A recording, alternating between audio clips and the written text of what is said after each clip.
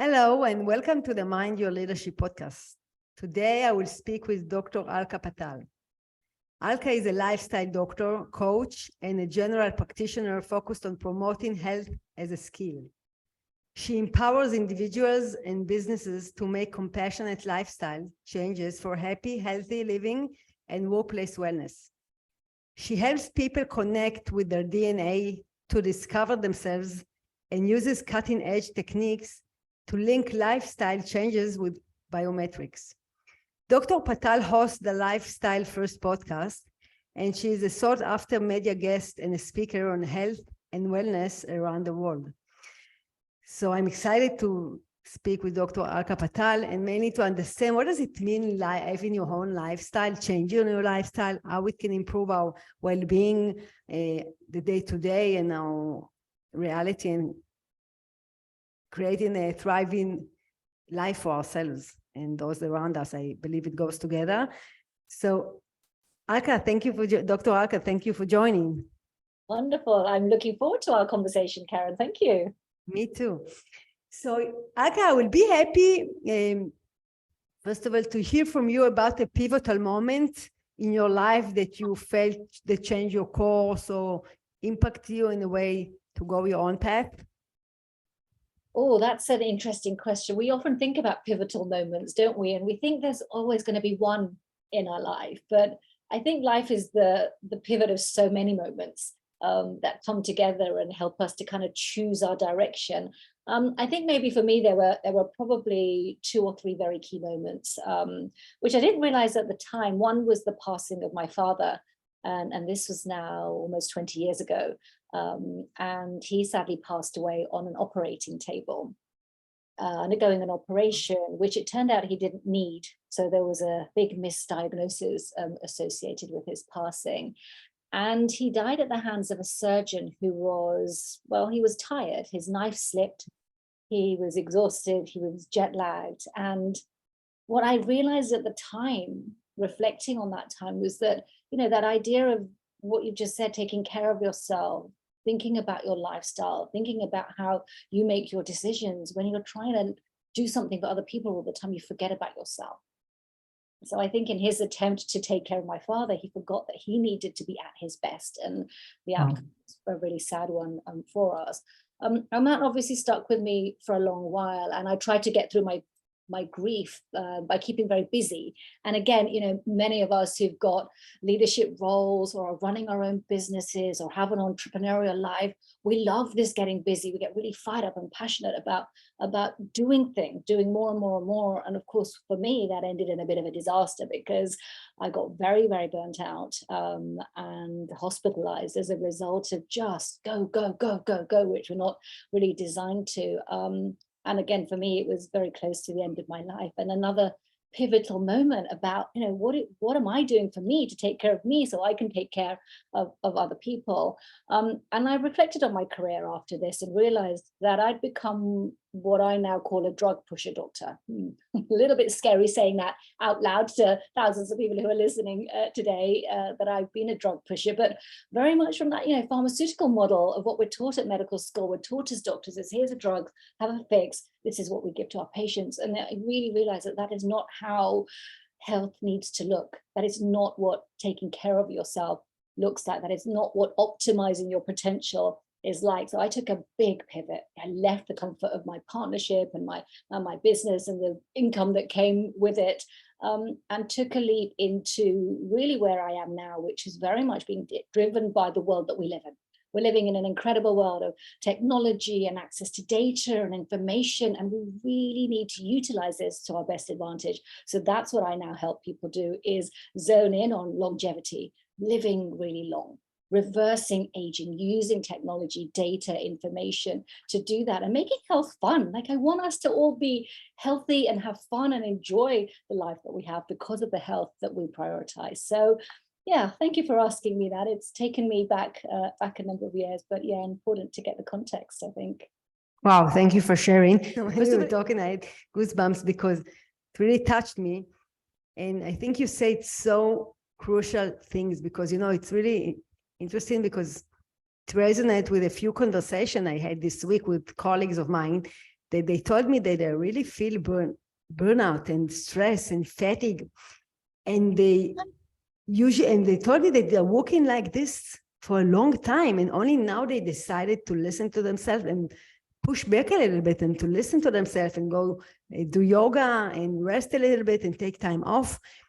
And, during the conversation, I told both of my colleagues, I told them, nobody will give you the permission to do it. You need to have the courage to listen to yourself and put boundaries. And it starts with ourselves, right? So you talk about lifestyle, and I can imagine that if I don't listen to myself and don't have compassion toward myself, I won't be able to be compassionate toward any other person, right? Because I don't know what is it. Because as you said, the doctor that was taking care of your father, actually, he didn't take care of him. So it is such a significant impact.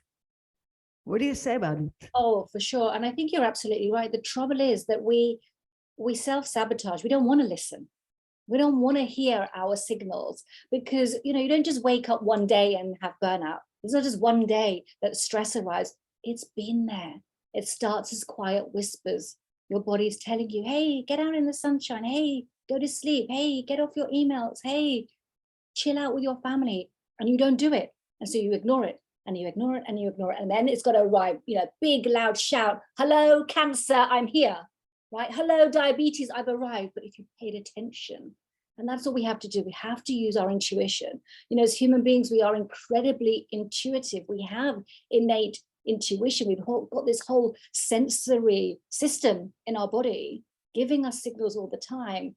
So the important thing is not to let the busyness of life take you away from just tuning in.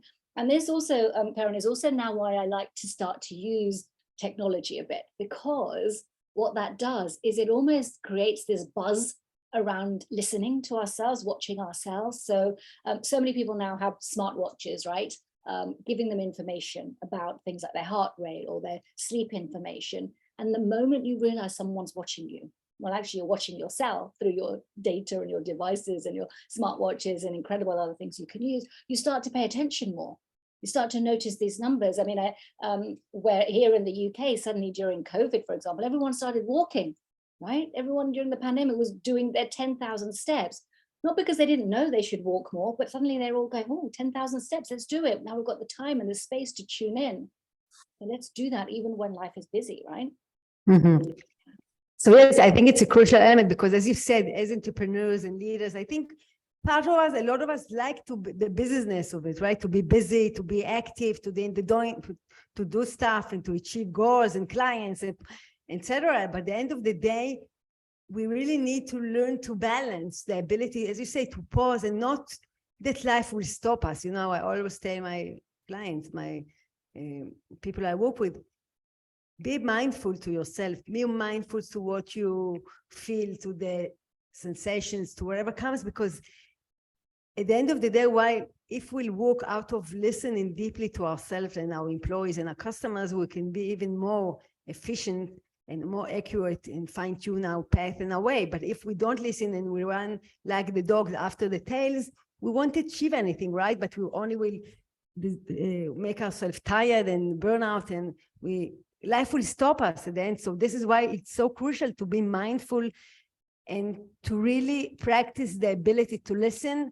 But I do want to pause on it and say that, first of all, listen to yourself, because it starts within ourselves. And as you said, we can use technology to help us tune in, to help us listen to our body, to our sensations, to our feeling, and to see how we can work with them instead of pushing them down and continue business as usual, but without any energy to continue on.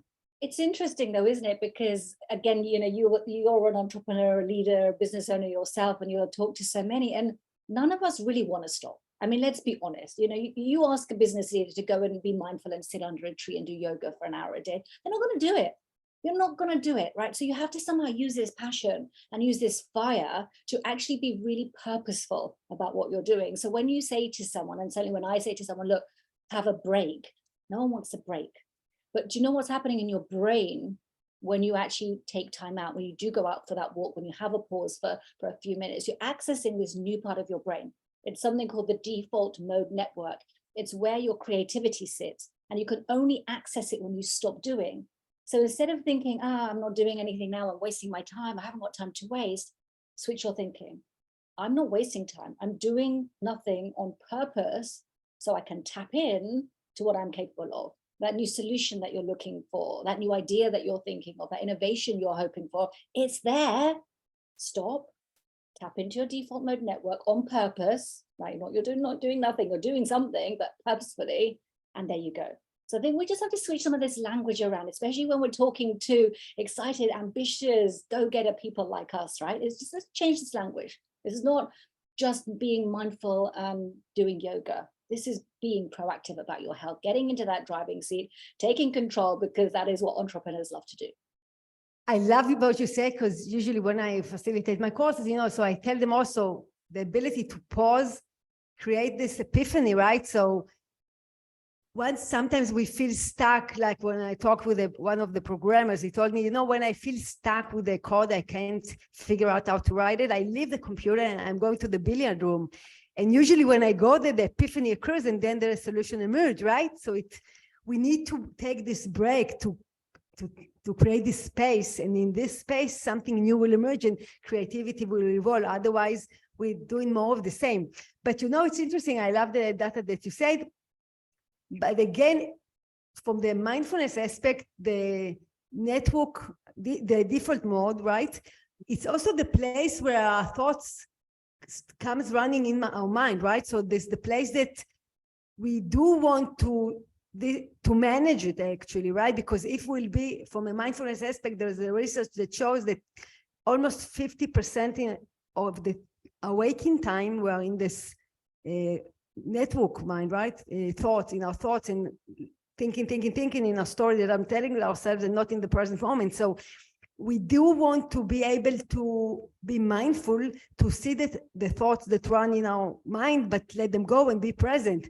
But I think we need to manage our time. As you said, I said, okay, now I want to take this 10 minutes, 20 minutes walk outside of the office and let this part of my brain space and be creative, and then the epiphany can arise. So I think it's also giving space, but also manage it on another level. What do you think about it?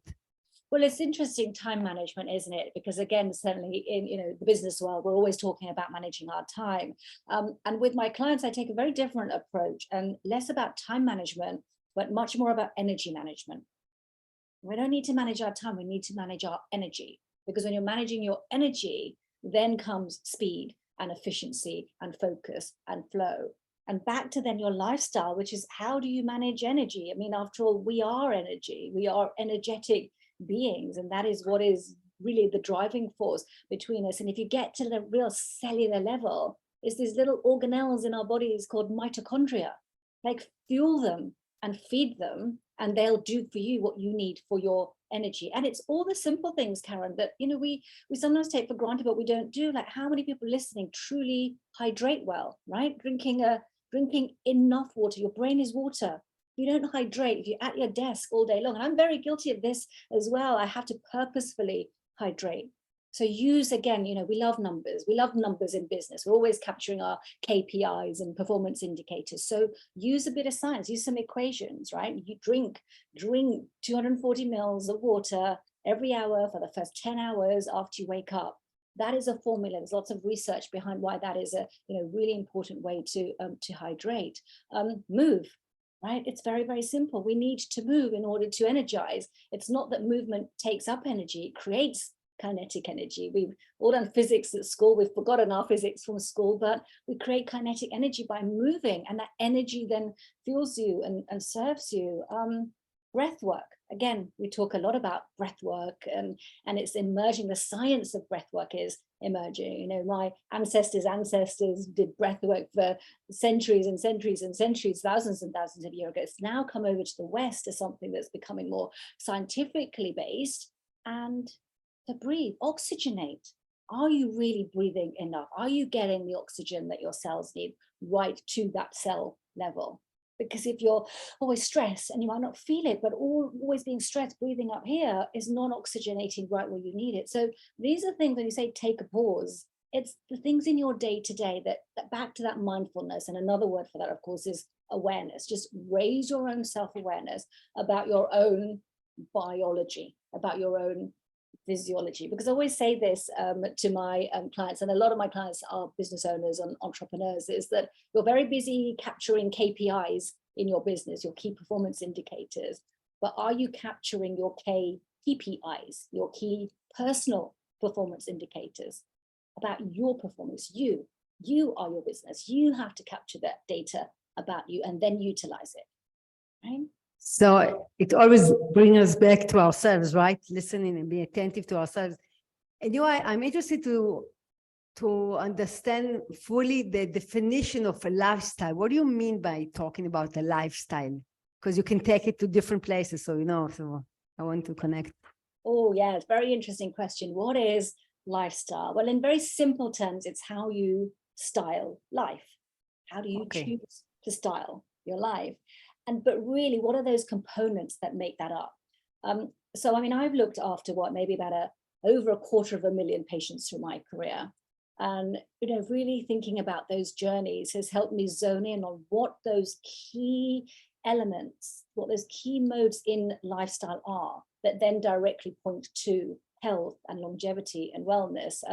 And you'll get to know me, but I love acronyms and I love kind of making things easy for people. So really there's 10 key components that zone in on your lifestyle, and beautifully they spell out LIFESTYLE, lifestyle first. So if you look at L, for me, that spells out life's purpose, because we know that when you have purpose in your day, actually live longer. People who have purpose live 7.5 years longer than people who don't. So wow. Right, I know, wow, right? So when you get out, I didn't know this. It's, again, there's fascinating science and research behind this. So I always say to my clients, like, make a point of knowing why your feet are touching the ground every single morning. Why are you doing what you're doing? Really connect with that purpose. I is identity. So again, when you look at your lifestyle, it's about you, your identity, how you show up. Do you know what your values are? And again, when I speak to business owners, they've got all these values in their business, right? They've got all these things that the whole organization is working towards. But do you tune into your values? Do you really, really connect with them? And then we've got FES, food, exercise, sleep. These are core constituents of your lifestyle.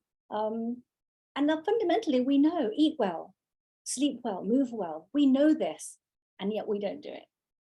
And so it's so important. Go back to what is core, the core, the root of your life, the root of how you style your life purpose, identity, food, exercise, sleep. And then we've already talked about it, time out. What are you doing to take time out? Because we're not designed to go. We're actually designed to oscillate, right? We need cortisol, we need stress hormones, we need activation. And then we also need our parasympathetic peaceful nervous system to kick in. And then we need to go again. So think about that in terms of time out. Why is your connections, relationships, connecting? We're social beings. If you lose connectivity, genuine, deep, meaningful relationships with people, again, it takes years off your life. Loneliness kills people. It does. Where am I? LIFESTY. L is learning habits. We're creatures of habits, right? How much are you doing that's routine, that's serving you?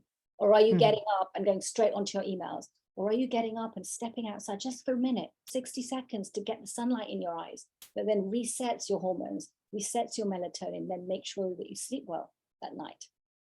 And then the E is emotions. Again, we're so driven by our emotions. They put everything into motion for us. So we, again, want to be in charge of those. You don't want to be led by your emotions. You want to be able to lead your emotions, have that emotional agility. And the first thing, of course, is knowing what is motivating you, what is driving you, what is that key human driver inside you. So that is a great question, Karen. So that is what lifestyle is.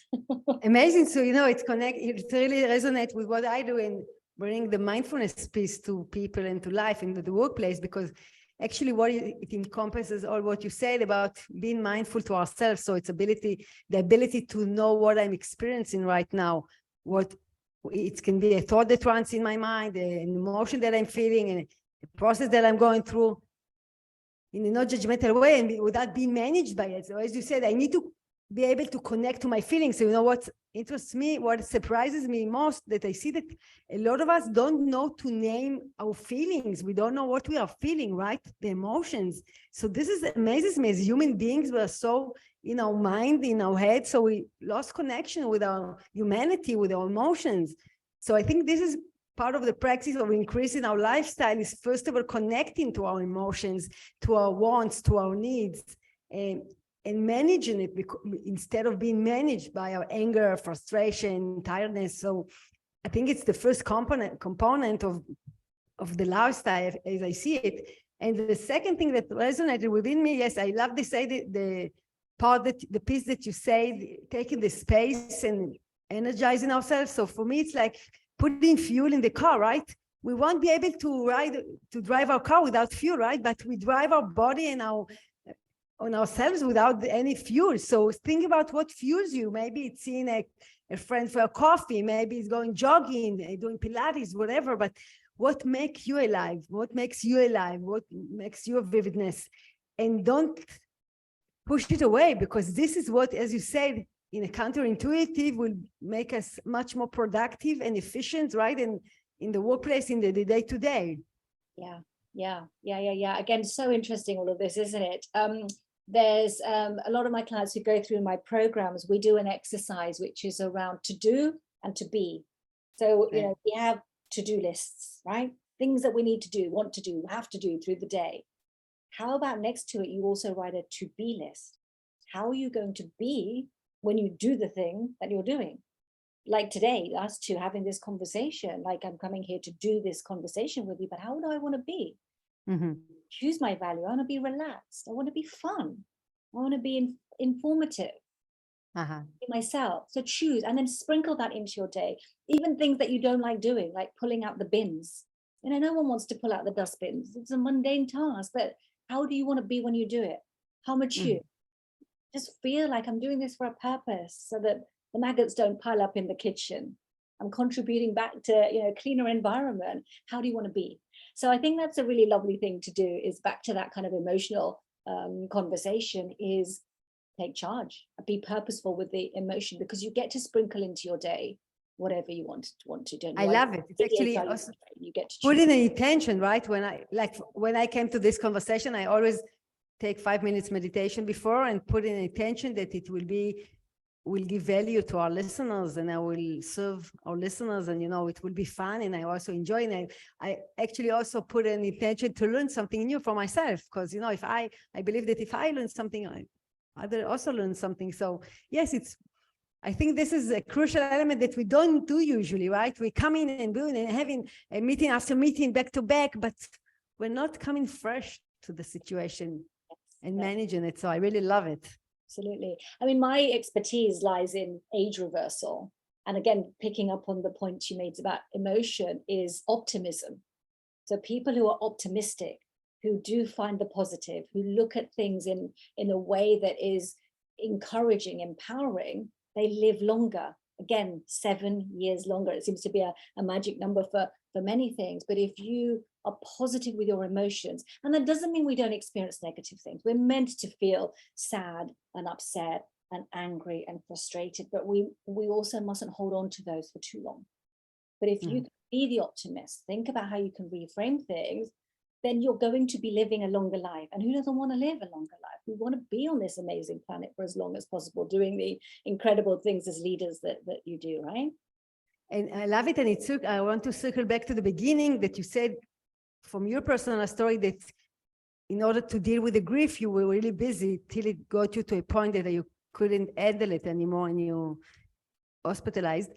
And it also came to my mind when you spoke that we don't love or like to feel this unpleasant feeling, so we are running from them. But part of being human, it's actually also giving place and space to the unpleasant feeling and letting them be, because only when we create space for them to be, they can transform and we can move forward. Otherwise, we actually make the emotions stuck in our body, and we create stuckness in our body, and we don't move forward. So as human beings, we don't love this place to be in the unpleasant feelings, but I think it's a must space that we need to embrace and nourish in order to understand that it's part of life. Sometimes we feel happy, sometimes sadness, sometimes anger, and understanding it and not judging it and accepting it and creating the space can really help us to transform and create better lives for ourselves and to nourish and thrive. Because what do you think about it?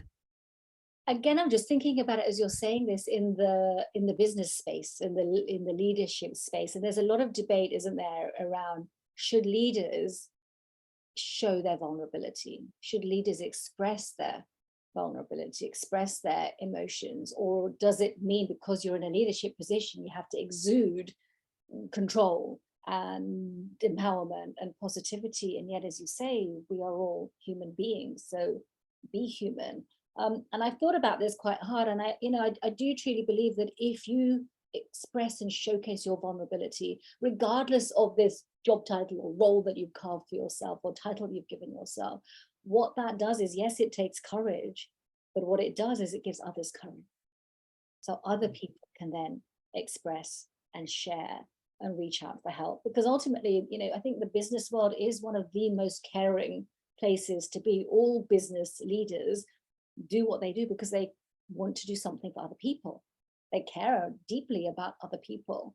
So having the courage to share your own vulnerability allows you to care as well. So I think, again, this is a really important conversation to have within organizations, or really look at your own kind of leadership skills and positioning from that perspective, and not be afraid to do that.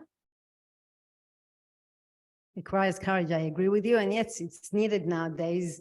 And actually, as I see, this is the kind of the new leadership, to show up as human beings, to show up fully, and sometimes not to know the answers, and to show up vulnerable, and to show that I don't know, have a coherent picture about what's going to happen, but I'm asking you and advising you. So yes, this is part of practicing, and it's not easy. From my experience, it's not easy for us to be vulnerable, and it's something that we need to practice and nourish. Elka, before we need to wrap up, I do want to ask you, I know that you ran the marathon lately, right? And I'm curious to hear how mindfulness helped you achieve this goal, and what leaders can learn from this to lead their own companies from this perspective. So. Oh, yes. I did. I ran the London Marathon 2023. So that's 26.2 miles. I remember it very, very well. And, by definition, I never identified as a runner. It's not something that I lead with as being a runner. So for me, this was really, an opportunity to see what I was capable of. Like, what could I do? Was this even possible? This whole conversation around human potential. How do we know what we're capable of unless we actually try and do the things that we think we're not capable of? And suddenly the impossible becomes possible, right? And we see examples of this all the time. But during the run, I 100% tapped into mindfulness. I tapped into my own self-awareness. And the beauty of that really lay with my 5 senses. So, and again, we've got these at our fingertips all the time, and we don't tune into them. So as the miles got harder and harder, 1 mile, I was like, right, all I'm going to do is focus on everything that I can hear, everything that I can hear. And I was hearing the birds, and I was hearing the people's feet pounding on the earth, and I was hearing the sounds of people running past me, and all these sounds, the bands in the background, the crowds cheering. And these sounds, because I could tune into them, they fueled me. I became aware. Next mile, right? Everything that I can see. So raising that awareness, it again becomes its own gift for motivation and drive. And things become easier when you become aware. Being mindful of your feelings, you alluded to this earlier, is that sometimes we don't even know how to name our feelings, because we're not so aware. So how did I feel during that run? I thought about my father a lot during that time. I also felt incredibly grateful for all the people that had just turned up, and the crowds. And I think, when you translate this into all sorts of roles, there's so much to be learned from running, and from running the marathon, and from being aware. And you can translate this directly into any environment, your working environment, the meetings that you go into, is raising that self-awareness of, just start with your 5 senses. And when you find yourself drifting off to where you don't need to be, that that land of the what if I can't finish this race? What if this meeting doesn't get to plan? What if I don't get that next deal? all those anxieties and stresses you create by your own what if, and it hasn't even happened yet, use self-awareness, use mindfulness, use your 5 senses to bring yourself back to here, right? 5, 4, 3, 2, 1. I do this all the time with my clients. Just think about 5 things you can see, 4 things you can hear, 3 things you can touch, 2 things you can taste, 1 thing you can smell, and you're back, because your 5 senses can only function in the present. They're here right now. And, you know, I think even if we use this simple tool in our everyday, it keeps us present. It keeps us grounded, because I think presence is a present. It's a gift, right? Our greatest gift is to be exactly where we're meant to be. I love it.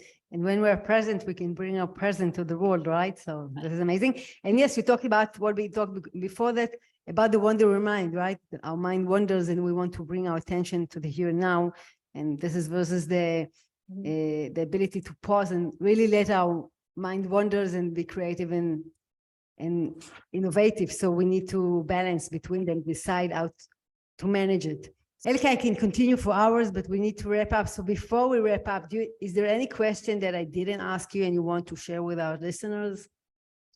Not particularly a question, Karen. I think perhaps maybe just leaving listeners with just a statement to really, really think about. And one of my key statements that, you know, really resonates, and I think it's important for people just to spend a pause, maybe after listening to this episode, just to think about this one thing, which is, if you don't have time for your health today, you won't have health for your time tomorrow. I love it. Thank you very much. Dr. Alka Patel, if people want to approach you, where can they find you? Yes, I am very, very approachable. I love to have conversations. You can book conversations with me. We can hop on kind of one-on-one calls. So if you head over to my website, which is dralkapatel.com, there, and just as a contact me page, you can get on a chat with me. I'm also on all the social media as well.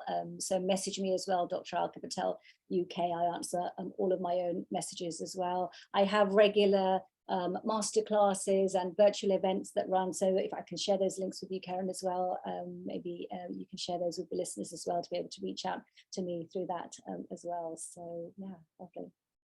Alka, thank you very much for your great work. Keep on the great work. It's needed in the world, and it was a pleasure having this conversation with you. Likewise. Thank you so much, Karen.